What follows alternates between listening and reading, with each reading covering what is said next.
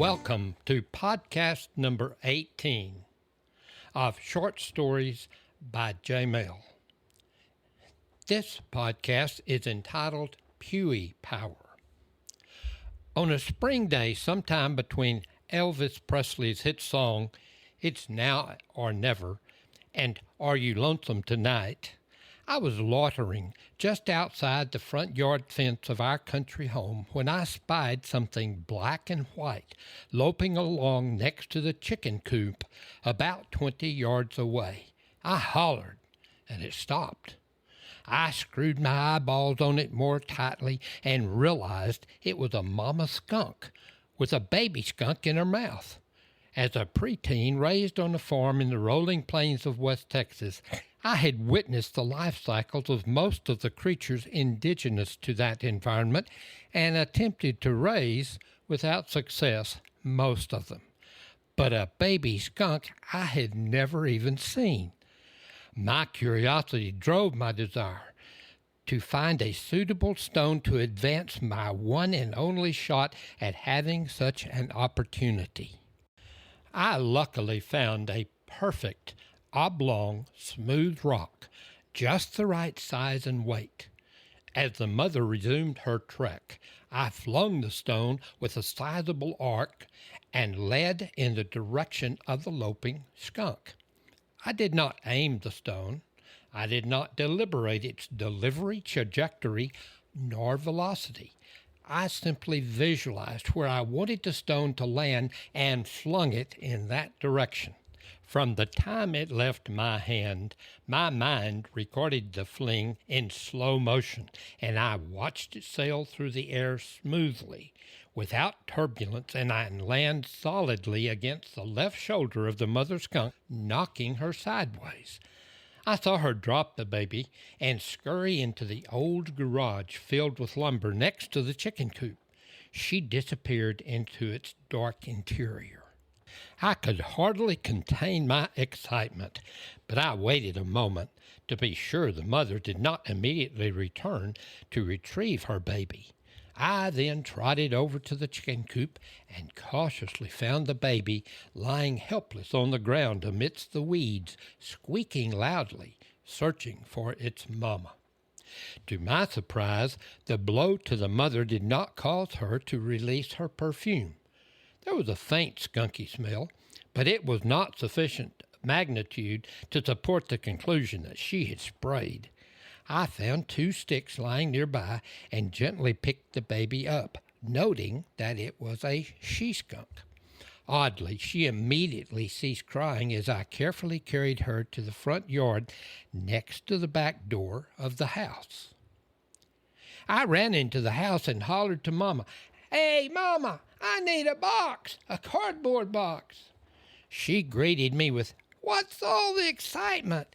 Why do you need a cardboard box? Have you caught another baby rabbit or a squirrel or a snake or something?"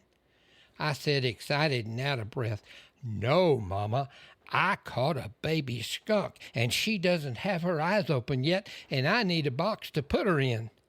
"You what? You caught a baby skunk? How on earth did you catch a baby skunk?" she asked as she sniffed of me. "Where is it?" I said, "I saw this mama skunk carrying it in her mouth in front of the chicken coop, and I flung a rock at her and hit her, and she dropped it and ran away, and I picked it up with some sticks and brought it to the house and left it on the lawn next to the back door. I need a cardboard box to put it in." With her hands on her hips, she said, "I'll swear, James Milton, you can find more trouble than any kid I know. Look in the workroom on the back porch for a box, and I'll get an old towel." I got the box, and Mom met me outside with the towel, and we put the baby skunk in the box, and then I filled a hot water bottle with warm water and put it in the box with the baby to keep her warm. By that time, my little sister, Mern, had seen the baby and liked it, and my older brother had seen it and thought we were crazy. Mern found an old baby doll bottle, and we put warm milk in it and fed the baby skunk supper. She got it all over her face, drank some, and then went to sleep.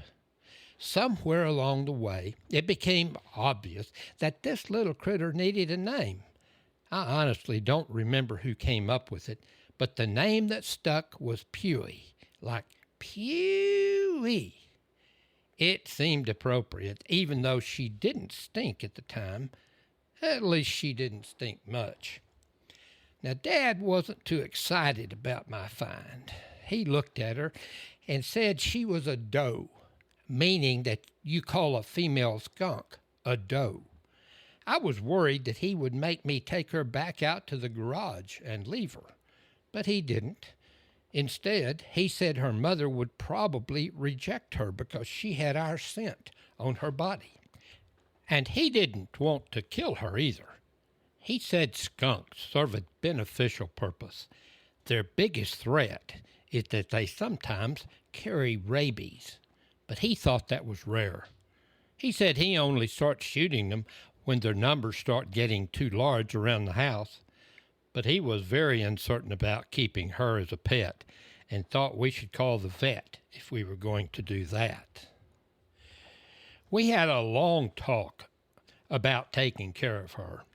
He said that she would be my responsibility in addition to my normal chores and taking care of my 4-H projects, doing my homework, practicing the piano and trumpet, and other stuff.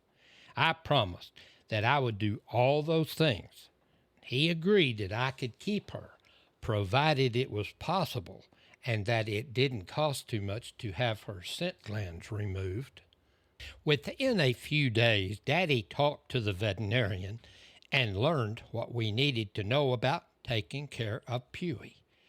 He recommended that we wait until she got a little older before we descented her.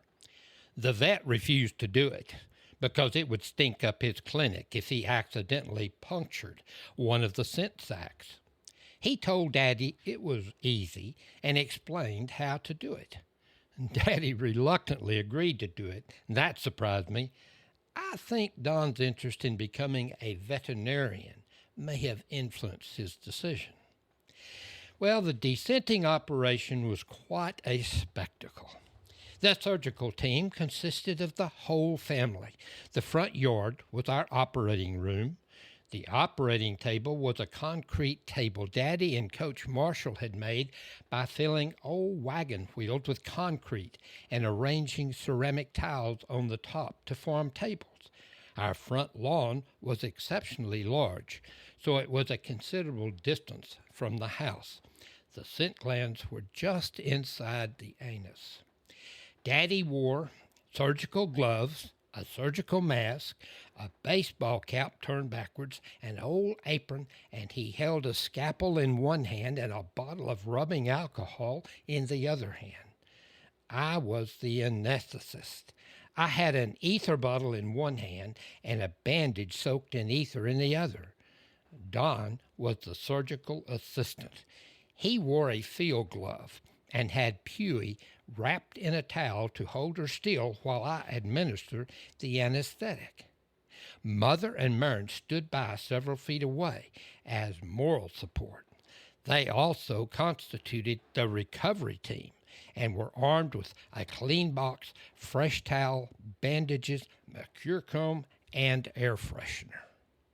The operation went smoothly until about halfway through. I put Pewy to sleep by covering her little nose with the cloth soaked in ether. Dad successfully removed the first scent gland without too much difficulty, but it took longer than expected, and Pewy began to wake up. When I tried to administer additional ether, instead of putting it onto the cloth first and then putting the cloth on Pewy's nose, I put the cloth on her nose and attempted to put a few drops of ether onto the cloth. I accidentally poured a lot of ether onto the cloth, causing Pewy to ingest the liquid ether into her lungs. She blew much of it out, and I immediately removed the cloth, but by then the damage was done. But she went to sleep quickly, and we didn't have any further anesthesia problems thereafter. But during that commotion, Pewy's jerking jostled Daddy's hand, and he punctured the remaining splint gland. He successfully removed it, and fortunately, the strong odor was limited primarily to the vicinity of the operating table. Fortunately, it did not land on Pewy or on anything that was not disposable, except the top of the concrete table. It may still stink to this day. All things considered, the operation went reasonably well. Poor Pewy, however, she did not wake up for almost 3 days. By the time she woke up, the site of the operation had pretty much healed. It took her several days to get over the overdose of anesthesia. Once she was healthy and eating good, we gave her a good bath and began to get to know her little personality. She lived in the house with us, stayed in her box at night, and grew quickly. As an adolescent, she was curious and playful, but not particularly lovable. She never realized that her scent glands were gone. If you upset her, she would pat both of her front feet on the floor simultaneously, hiss, and turn her rear end towards you with her tail raised, trying to spray you. And then she would prance around with her tail raised high in the air as though she was invincible. She was quite the little actor. I played with her a lot. I finally convinced Mama that I should take her to school with me for show and tell. What I didn't tell Mama, who was a teacher at my small rural school, was that I didn't tell anyone else at school what I was going to do. The only one I told was my first cousin Wayne, whose mother also taught at our school. He and I were sort of known as the school mischief makers.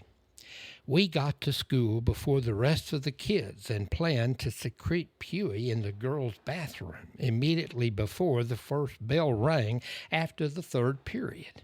By that time of the day, everyone goes to the bathroom. The bell rang and all the girls flocked to the bathroom.